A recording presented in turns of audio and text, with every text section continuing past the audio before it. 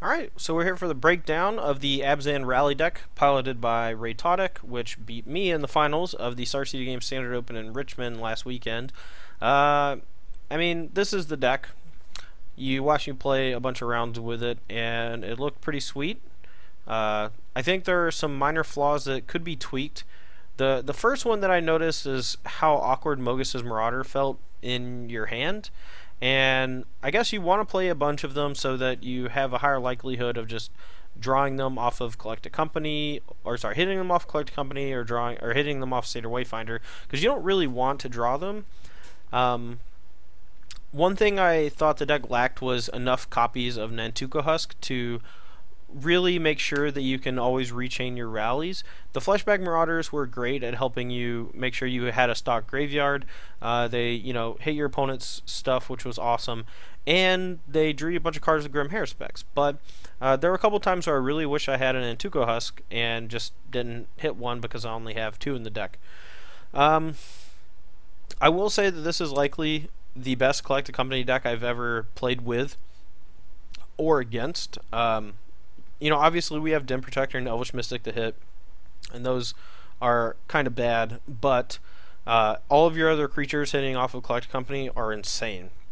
Fleshbag Marauders and Lilies, Nantuko Husks, Mogus Marauder, all these cards, even Grim Hair specs. These cards are all just really powerful and synergistic, and they actually build you towards your rallies, which is great. Collect a Company into like Fleshbag or Merciless Executioner is huge, because it fuels your graveyard, and so later you can rally and just regain all of this card advantage. The deck does have some holes that got poked in a little bit. We are a little soft to graveyard removal, I think, and maybe it's just I'm not sure how to play around it just yet. We probably could have won the matchup against the Green-White Devotion deck if we had kept the Murderous Cut on the Lily tick up, or just not ticked up Lily at all. But I really wanted to ultimate it. But if we had kept that over Fleshbag Marauder, we could have just ultimated, cast Murderous Cut. Even if he sacrifices Whisperwood, we end up getting it on our side at the beginning of the next end step. We don't get the 2/2 manifest off of it the first time, but we have a 4/4 versus his 2/2, and then he's in top deck mode, and we have a Whisperwood, and every time a creature dies, we get it back. We even have the option to block and then sacrifice Whisperwood, and then it still comes back at the beginning of the next end step, so it never really dies. Even if our opponent is able to amass a huge board, we also can amass a reasonable sized board, and any creatures that trade in combat, we end up getting back at the end of turn. So yeah, that was one part that I definitely made a mistake on. There were a couple other situations where I could have played a little differently. I'm obviously not too familiar with this deck because it's been out less than a week, and this was the second time I've played it. I played it in a daily event yesterday, and just to try to get used to it a little bit, played a few matches there, and the deck felt great, but the sideboard felt really underwhelming to me, and I'm not sure why.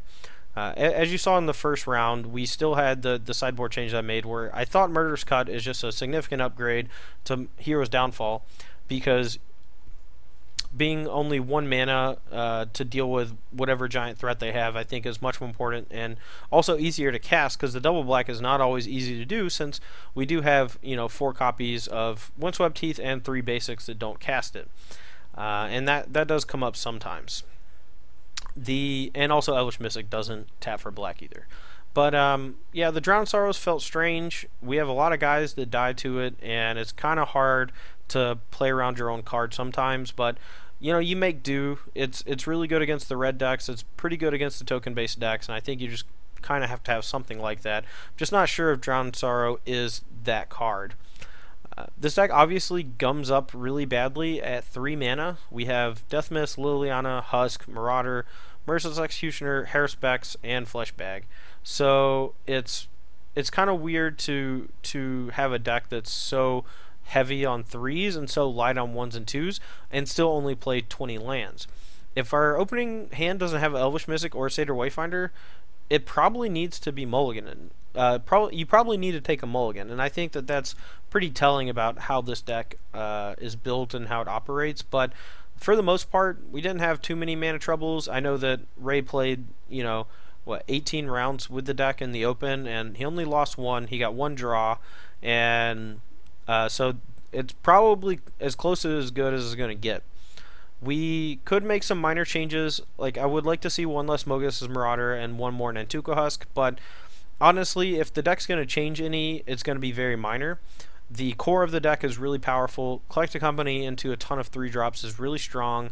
I'm just not sure if it's exactly where it needs to be yet, but I think it will get there pretty easily. The core of this deck is insanely powerful, and it's going to be really hard for fair decks to grind through.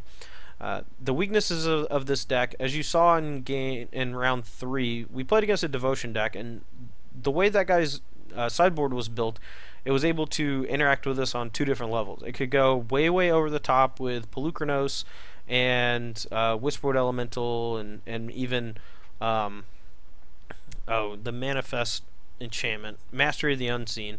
It could go way over the top of our game plan with those things, and I think I made a pretty big mistake in just not playing around his Tormod's Crypts in game 2.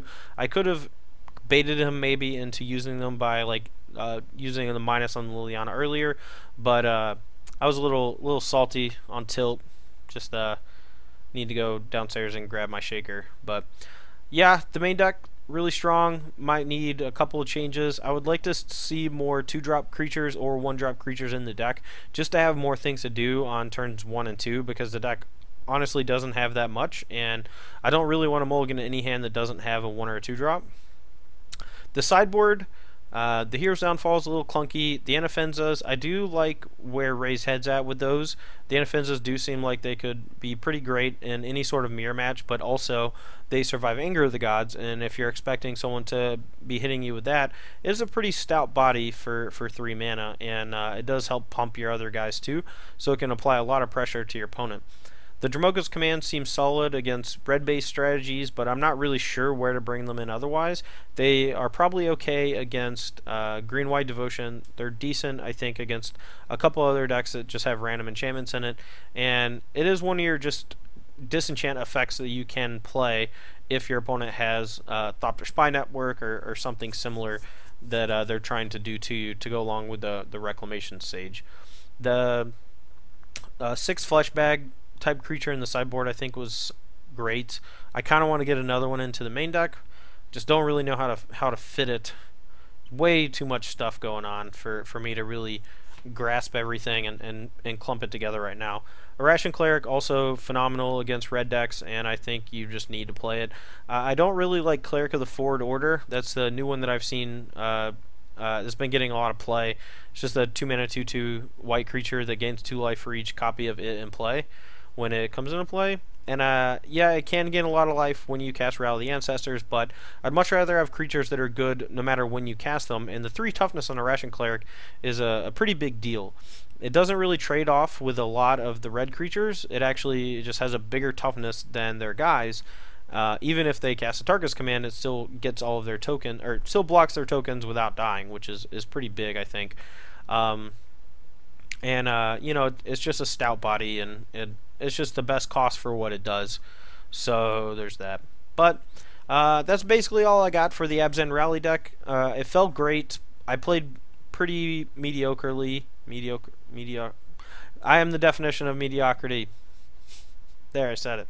No, seriously though, the deck is really good. I did not pilot it proficiently, and that just comes with time. You know, decks as complex as this, you just have to get a lot of reps in to really understand how it works, to really grasp the strengths and weaknesses, how to play around stuff. As the next few weeks come out, the Pro Tour is starting this morning, I guess. When you're watching this, it hasn't started yet, I believe, but it will start soon, and people will be prepared for it. I think that it will do well at the Pro Tour, but cards like Howled Moonlight, Anger of the Gods, even Tormod's Crypt are going to see play in response to this winning the Open last weekend. And oh, there's a cat. Alright guys, well I guess that's the end of the video. Yeah, we'll see you soon. Thanks for watching. This has been the Open Series Spotlight. I'm Todd Anderson, and that's my cat. Say hi, Jaeger.